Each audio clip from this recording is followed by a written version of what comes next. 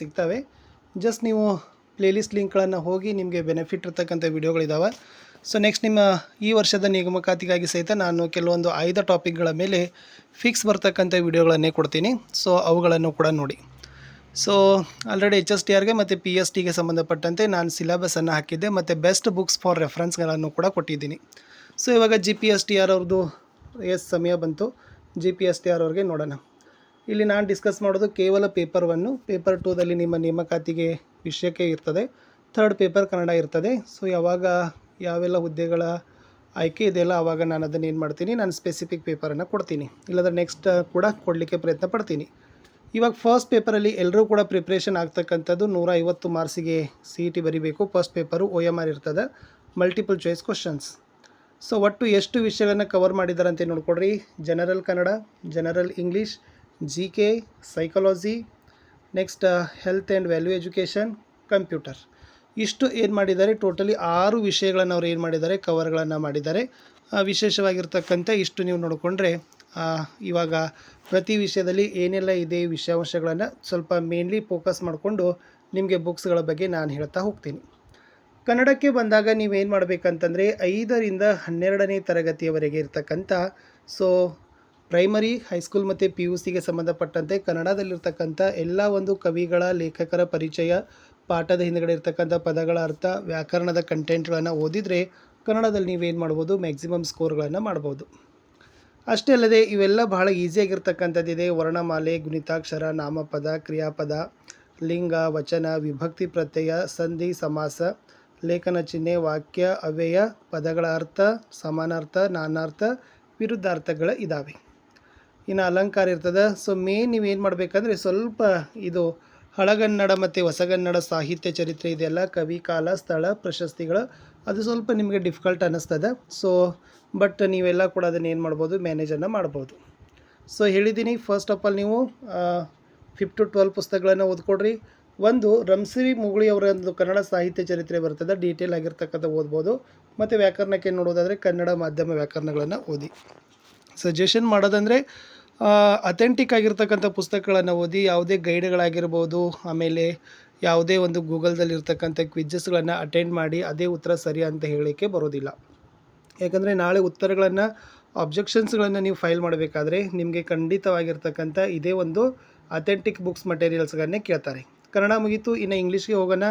ಇಂಗ್ಲೀಷಲ್ಲಿ basic English grammar ಇರ್ತದೆ. So already ಈಗಾಗಲೇ ನೀವು 10th ಮತ್ತು ಸೆಕೆಂಡ್ ಇಯರ್ವರೆಗೆ ಏನೆಲ್ಲ ಕಲ್ತಿದ್ದೀರಲ್ಲ ಅಷ್ಟು ಪರ್ಫೆಕ್ಟ್ ಆಗಿರ್ತಕ್ಕಂಥ ಸ್ವಲ್ಪ ಇಂಗ್ಲೀಷ್ ಗ್ರಾಮರನ್ನು ಕಲ್ಕೊಡ್ರಿ. ಮತ್ತು ನಾನೇನು ಹೇಳೋದಂದರೆ ಒಂದು PYQಗಳನ್ನು ಸಾಲ್ವ್ ಮಾಡಿ. ಸೊ ಲಾಸ್ಟ್ ಇಯರ್ ಇರ್ತಕ್ಕಂಥ 2004ರಿಂದ ಹಿಡಿದು 2024ರವರೆಗೆ ಏನೆಲ್ಲ CETಗಳಾಗಿದ್ದಾವಲ್ಲ ಅದರಲ್ಲಿ ಜನರಲ್ ಇಂಗ್ಲೀಷ್ನಲ್ಲಿ ಇರ್ತಕ್ಕಂಥವುಗಳನ್ನು ಸ್ವಲ್ಪ ನೀವೇನು ಮಾಡಿ ಅಂತಂದರೆ PYQಗಳನ್ನು ಇದನ್ನು ಮಾಡಿ. ಅಲ್ಲಿ ವಿಶೇಷವಾಗಿರ್ತಕ್ಕಂಥ ವೊಕ್ಯಾಬ್ಯುಲರಿ ಆಗಿರ್ಬೋದು, ಕನ್ವರ್ಜೇಷನ್ಸ್ಗಳಾಗಿರ್ಬೋದು, ಫಂಕ್ಷನಲ್ ಗ್ರಾಮರ್ಗಳನ್ನು ಕೇಳ್ತಾರೆ. ಕ್ರಿಯಾತ್ಮಕ ವ್ಯಾಕರಣ ಅಂತ ನಾವು ಕನ್ನಡದಲ್ಲಿ ಹೇಳ್ತೀವಲ್ಲ ಅದನ್ನೇ ಹೆಚ್ಚಾಗಿ ಕೇಳ್ತಾರೆ. ಅದ್ರ ಮೇಲೆ ಸ್ವಲ್ಪ ನೀವೇನು ಮಾಡಿರಿ, ಫೋಕಸ್ ಮಾಡಿಕೊಡ್ರಿ. ನಾನು ಸ್ಪೆಸಿಫಿಕ್ ಇದೇ ಒಂದು ಇಂಗ್ಲೀಷ್ ಗ್ರಾಮರ್ ಬುಕ್ಕನ್ನು ಯೂಸ್ ಮಾಡಿರಿ ಅಂತ ಹೇಳೋದಿಲ್ಲ. ನಿಮಗೆ ತಿಳಿತಕ್ಕಂಥದ್ದು ಕನ್ನಡದಲ್ಲಿ ವಿವರಣೆ ಇರ್ತಕ್ಕಂಥದ್ದು. ಸೊ ನೀವು ಒಂದು ಏನು ಮಾಡಿರಿ, ಇಂಗ್ಲೀಷ್ ಗ್ರಾಮರನ್ನು ಓದ್ಕೊಡ್ರಿ. PYQಗಳನ್ನು ಸಾಲ್ವ್ ಮಾಡಲೇಬೇಕು. ಇನ್ನು ನೆಕ್ಸ್ಟ್ ಬರೋಣ GKಗೆ ಸಂಬಂಧಪಟ್ಟಂತೆ ಜನರಲ್ ನಾಲೆಜ್ಗೆ. ಅಲ್ಲಿ ಫಸ್ಟ್ ಹೇಳಿದ್ದಾರೆ ಕರೆಂಟ್ ಅಫೇರ್ಸ್, ಪ್ರಚಲಿತ ಘಟನೆಗಳು ಅಂತ ಇದೆ. ಸೊ ಇಲ್ಲಿ ಸುಮಾರು 6 months ಬಿಫೋರ್ ಅಂತ ಹೇಳ್ತಾರೆ, 6 ತಿಂಗಳು ಮೊದಲು ಹೇಳ್ತಾರೆ. ಬಟ್ ನಾನು ಸಜೆಸ್ಟ್ ಮಾಡೋದು 1 year ಬಿಫೋರ್, 1 ವರ್ಷದ ನೀವೇನು ಮಾಡಿರಿ GKಗೆ ಸಂಬಂಧಪಟ್ಟಂತೆ ವಿಷಯಾಂಶಗಳನ್ನು ಓದ್ಕೊಡ್ರಿ. ಒಂದು ಮ್ಯಾಗ್ಝಿನ್ಸ್ಗಳನ್ನು ರೆಫರ್ ಮಾಡಿಕೊಡ್ರಿ. ಸ್ಟೇಟು, ಕಂಟ್ರಿ ಆಗಿರ್ಬೋದು, ಓಕೆ, ಆಮೇಲೆ ವರ್ಲ್ಡ್ ಆಗಿರ್ಬೋದು, ಅದಕ್ಕೆ ಸಂಬಂಧಪಟ್ಟಂತೆ ಎಲ್ಲ ಏರಿಯಾಗಳಲ್ಲಿನ ಕರೆಂಟ್ ಅಫೇರ್ಸ್ ಆಗಿರ್ಬೋದು, ಮಾನವಿಕ ಶಾಸ್ತ್ರದಲ್ಲಿರ್ತಕ್ಕಂಥ ಹಿಸ್ಟ್ರಿ, IC, ಎಕನಾಮಿಕ್ಸ್, ಓಕೆ, ಇವೆಲ್ಲವುಗಳನ್ನು ನಿಮ್ಗೆ ಏನು ಮಾಡಬೇಕಾಗ್ತದೆ, ನಾಲೆಜ್ ಬೇಕಾಗ್ತದೆ. ಆಮೇಲೆ ರೀಸೆಂಟ್ ಆಗಿರ್ತಕ್ಕಂಥ ಯಾವೆಲ್ಲ ಘಟನೆಗಳಾಗಿದ್ದಾವಲ್ಲ ಅವುಗಳನ್ನು ಸ್ವಲ್ಪ ನೋಡ್ಕೊಂಡ್ರೆ ನೀವು GKನ ಏನು ಮಾಡ್ಬೋದಪ್ಪ ಅಂದ್ರೆ ಆರಾಮಾಗಿ ಯೂಸ್ ಮಾಡ್ಬೋದು. ಸೊ ಭಾಳಷ್ಟು ರೀತಿಯಾಗಿರ್ತಕ್ಕಂಥ ಈಗ ಆ್ಯಪ್ಗಳಲ್ಲೆಲ್ಲ ನೀವೇನು ಮಾಡ್ಬೋದು ಅಂತಂದರೆ ಮಾಕ್ ಟೆಸ್ಟ್ಗಳನ್ನು ಹಾಕ್ಬೋದು. ಇನ್ನು ಜನರಲ್ ಮೆಂಟಲ್ ಅಪ್ಟಿಟ್ಯೂಡ್ ಟೆಸ್ಟ್ ಅಂತ ಹೇಳಿದ್ದಾರೆ. ಮೆಂಟಲ್ ಎಬಿಲಿಟಿಗೆ ಸಂಬಂಧಪಟ್ಟಂತೆ ಇಲ್ಲಿ ಪ್ರಶ್ನೆಗಳು ಇರ್ತವೆ. ಸೊ ನೋಡಿ, ಸೀರೀಸ್ ಕಂಪ್ಲೀಷನ್, ನಂಬರ್ ಸೀರೀಸ್ ಇದೆ, ಆಮೇಲೆ ಅಲ್ಫಾಬೆಟ್ ಸೀರೀಸ್ ಇದೆ, ಲೆಟರ್ ಸೀರೀಸ್ ಇದೆ. ಫಸ್ಟ್ ಸರಣಿ ಪೂರ್ಣಗೊಳಿಸುವಿಕೆ ಇದೆ.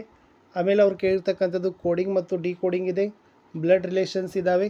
ಓಕೆನಾ, ಈ ಪ್ರಶ್ನೆಗಳನ್ನು ನೀವೇನು ಮಾಡಬೇಕು, ಪ್ರಿಪ್ರೇಷನ್ ಮಾಡ್ಕೊಳ್ಬೇಕು.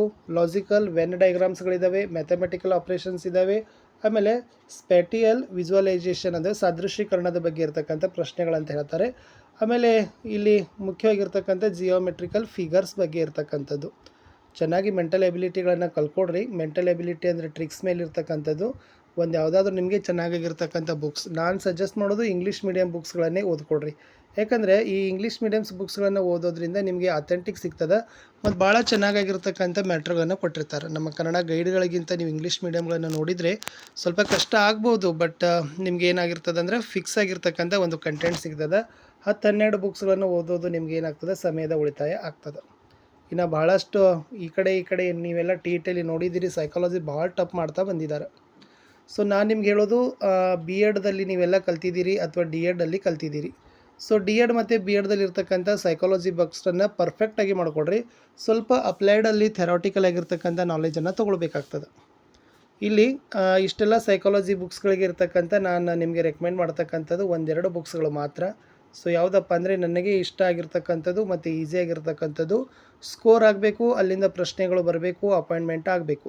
ಆ ಒಂದು ಪರ್ಪಸ್ದಿಂದ ನಾನು ಏನು ಮಾಡ್ತಾಯಿದ್ದೀನಿ, ನಿಮಗೆ ಕೊಡ್ತಿದ್ದೀನಿ. ಇದೆಲ್ಲ ಸೈಕಾಲಜಿಗೆ ಸಂಬಂಧಪಟ್ಟಂತೆ ಸಿಲೆಬಸ್ ಅದ. ಇಷ್ಟೆಲ್ಲ ನೋಡ್ಕೊಂಡು ಕುಂತ್ರೆ ನೀವು 2 ವರ್ಷ ಆದರೂ ಕೂಡ ಓದೋದು ಕಷ್ಟ ಆಗ್ತದೆ. ಬಟ್ ನೀವು ಸ್ವಲ್ಪ ಹಾರ್ಡ್ ಜೊತೆಗೆ ಸ್ಮಾರ್ಟ್ ವರ್ಕ್ಗಳನ್ನು ಕೂಡ ಮಾಡಬೇಕಂದ್ರೆ ಸೊ ನೀವೇನು ಮಾಡಬೇಕು, ಫಸ್ಟ್ ನೀವು ನೋಡ್ಕೊಳ್ತಕ್ಕಂಥದ್ದು ಮೀನಿಂಗ್, ನೇಚರ್, ಸ್ಕೋಪ್. ಮನೋವಿಜ್ಞಾನದ ಅರ್ಥ, ಸ್ವರೂಪ ಮತ್ತು ವ್ಯಾಪ್ತಿ ಇದೆ. ಗ್ರೋತ್ ಆ್ಯಂಡ್ ಡೆವಲಪ್ಮೆಂಟ್ ಇದ್ದಾವೆ. ಓಕೆ, ಬೆಳವಣಿಗೆ ಮತ್ತು ವಿಕಾಸ. ಮೇಲೆ ಸೈಕಾಲಜಿಕಲ್ ಮೆಥಡ್ಸ್ ಇದ್ದಾವೆ. ಮನೋವಿಜ್ಞಾನದ ವಿಧಾನಗಳು, ಪದ್ಧತಿಗಳಿದ್ದಾವೆ.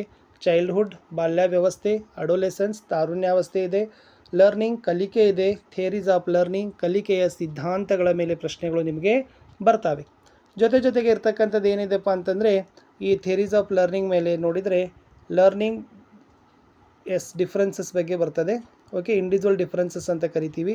ವೈಯಕ್ತಿಕ ಭಿನ್ನತೆಗಳ ಬಗ್ಗೆ ಬರ್ತದೆ, ವ್ಯಕ್ತಿತ್ವದ ಬಗ್ಗೆ ಬರ್ತದೆ, ಬುದ್ಧಿಶಕ್ತಿಗಳ ಬಗ್ಗೆ ಬರ್ತದೆ, ಸಮೂಹ ಮಿತಿಶಾಸ್ತ್ರದ ಬಗ್ಗೆ ಬರ್ತದೆ. ಇವೆಲ್ಲ ಏನಪ್ಪ ಅಂತಂದರೆ ಸೈಕಾಲಜಿಯಲ್ಲಿ ಕಲಿತಕ್ಕಂಥ ಟರ್ಮ್ಸ್ಗಳು. ಇದ್ರ ಮೇಲೇ ಪ್ರಶ್ನೆಗಳು ಹೆಚ್ಚಾನೆಚ್ಚು ಬರ್ತವೆ. ಇವು ಬಿಟ್ಟು ಬೇರೆದು ಬರೋದಿಲ್ಲ. ಸೊ ನಾನು ನಿಮಗೆ ಸೈಕಾಲಜಿಯಲ್ಲಿ ನೋಡೋದಾದರೆ ಬುಕ್ಸ್ಗಳನ್ನು ಯಾವೆಲ್ಲ ಹೇಳಬೇಕು ಅಂತಂದರೆ, ಸೊ ಫಸ್ಟ್ ನಿಮ್ಮ ಕಡೆ ಆಲ್ರೆಡಿ ಡಿ ಎಡ್ ಮತ್ತು ಬಿ ಎಡಲ್ಲಿ ಇರ್ತಕ್ಕಂಥ ಬುಕ್ಸ್ ಇದ್ದಾವೆ. ಸೊ ಚೆನ್ನಾಗಿ ಅದನ್ನು ಒಂದ್ಸರಿ ರಿವೈಸ್ ಮಾಡಿಕೊಡ್ರಿ. ಇದು ನಿಮಗೆ ಯಾವುದಾದ್ರು ನೋಟ್ಸ್ ಕೊಟ್ಟರೆ ಓದ್ರಿ.